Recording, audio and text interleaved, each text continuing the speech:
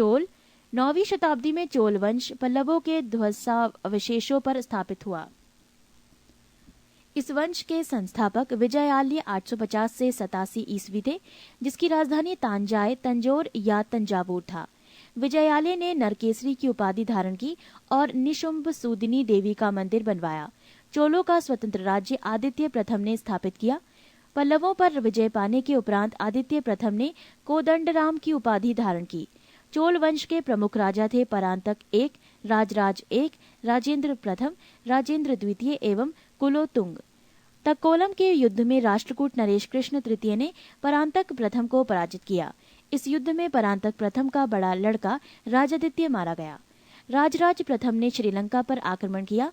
वहां के राजा महीम पांच को भगाकर श्रीलंका के दक्षिण जिला रोहण में शरण लेनी पड़ी।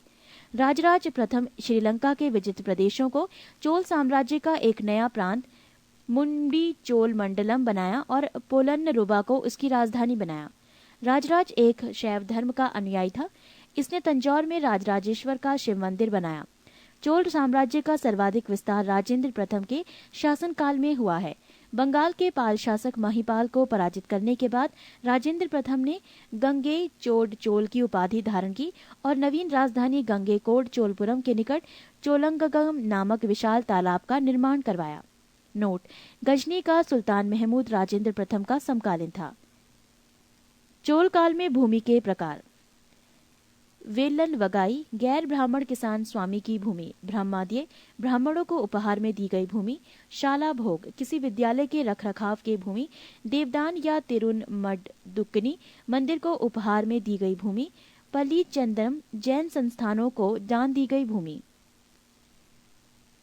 राजेंद्र द्वितीय ने प्रकेसरी की एवं वीर राजेंद्र ने राजकेसरी की उपाधि धारण की।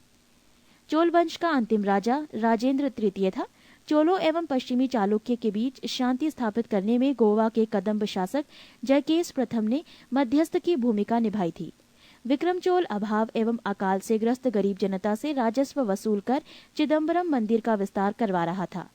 कुलोतुंग द्वितीय ने चिदम्बरम मंदिर में स्थित गोविंदराज विष्णु की मूर्ति को समुद्र में फेंकवा दिया। कालांतर में वैष्णव आचार्य रामानुजाचार्य ने उक्त मूर्ति का पुनरुद्धार किया और उसे तिरुपति के मंदिर में प्राण प्रतिष्ठित किया। चोल प्रशासन में भाग लेने वाले उच्च पदाधिकारियों को पेरुंदरम एवं निम्न श्रेणी के पदाधिकारियों को शेरुंदरम कहा जाता था। पृष्ठ 28। संपूर्ण चोल साम्राज्य 6 प्रांतों में विभक्त था। प्रांत को मंडलम कहा जाता था। मंडलम कोट्टम में, कोट्टम नाडु में एवं नाडु कई कुर्रमों में विभक्त था।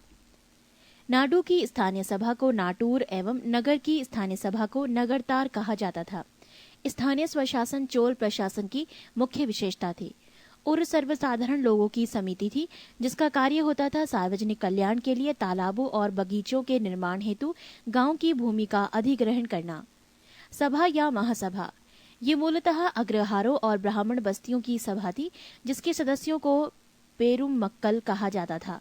ये सभा वरियम नाम की समितियों के द्वारा अपने कार्य को संचालित करती थी। सभा की बैठक गांव में मंदिर के निकट वृक्ष के नीचे या तालाब के किनारे होती थी। व्यापारियों की सभा को नगरम कहते थे। चोल काल में भूमिकर उपज का 1/3 भाग हुआ करता था। गांव में कार्य समिति की सदस्यता के लिए जो वेतन भोगी कर्मचारी रखे जाते थे, उन्हें मध्यस्थ कहते थे। ब्राह्मणों को दी गई करमुक्त भूमि को चतुर्वेदी मंगलम एवं दान दी गई भूमि ब्रह्मदेय कहलाती थी। चोल सेना का सबसे संगठित अंग था पदाती सेना। चोल काल में काशू सोने के सिक्के थे। तमिल कवियों में जयन गोंदर प्रसिद्ध कवि था, जो कुलोतुंग प्रथम का राजकवि था। उसकी रचना है कलिंगतु पर्णी, कंबन, ओट कुट्टन और पुंगलेंदी को तमिल साहित्य का त्रिरत्न कहा जाता है। पंप, पोन एवं रन कन्नड़ साहित्य के त्रिरत्न माने जाते हैं। पर्सी ब्राउन ने तंजौर के बृहदेश्वर मंदिर के विमान को भारतीय वास्तुकला का निकष माना है। चोलकालीन रटराज प्रतिमा को चोल कला का सांस्कृतिक सार या निचोड़ कहा जाता है। शैव संत ईसाना शिव पंडित राजेंद्र प्रथम के गुरु थे। चोलकाल 10वीं शताब्दी का सबसे महत्वपूर्ण बंदरगाह कावेरीपट्टनम था। बहुत बड़ा गांव जो एक इकाई के रूप में शासित किया जाता था, तनियर कहलाता था। उत्तर मेरूर शिलालेख, जो सभा संख्या का विस्तृत वर्णन उपस्थित करता है, परांतक प्रथम शासनकाल से संबंधित है। चोलों की राजधानी कालक्रम के अनुसार थी उर्रयूर, तंजौर, गंगकौड़, चोलपुरम एवं कांची। चोलकाल में सड़कों की देखभाल बागान समिति करती थी। चोलकाल में आम वस्तुओं के आदान प्रदान का आधार धान था। चोलकाल के विशाल व्यापारी समूह निम्न थे: वलंजियार, नानादौसी एवं मणिग्रामम। विष्णु के उपासक अलवार एवं शिव के उपासक नयनार संत कहलाते थे। उत्तर मेरूर अभिलेख के अनुसार सभा की सदस्यता: 1. सभा की सदस्यता के लिए इच्छुक लोगों को ऐसी भूमि का स्वामी होना चाहिए जहां से भूराजस्व वसूला जाता है। 2. उनके पास अपना घर होना चाहिए। 3. उनकी उम्र 35 से 70 के बीच होनी चाहिए। 4. उन्हें वेदों का ज्ञान होना चाहिए। 5. उन्हें प्रशासनिक मामलों की अच्छी जानकारी होनी चाहिए और ईमानदार होना चाहिए। 6. यदि कोई पिछले 3 सालों में किसी समिति का सदस्य रहा है तो वो किसी और समिति का सदस्य नहीं बन सकता। 7.